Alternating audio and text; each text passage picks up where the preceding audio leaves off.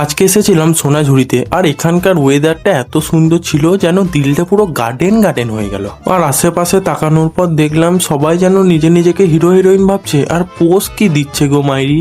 আর এইসব দেখার পর আমার এই ছোট্ট মনটাই একটা বড় প্রশ্ন এলো, সবাই যখন এত পোজ দেওয়া শুরু করেছে তাহলে আমিই বা কেন বাদ থাকি। চলো ছবি তোলা যাক। তারপর আর কি, আমার সব থেকে বেস্ট পোস্টগুলো দেওয়া স্টার্ট করলাম। তবে একটাই ভয় ছিল যে এই আমার পোস্টগুলো যেন কেউ দেখে না নেই, দেখে নিলেই আমার আবার কপি করা স্টার্ট করে দেবে। তবে যা ভয় ছিল তাই হলো, আমার এই পোস্টগুলো একজন দেখেই নিয়েছিল। তাই আমি এখান থেকে বেরিয়ে সোজা চলে গেলাম একটা পুরনো রাজবাড়িতে।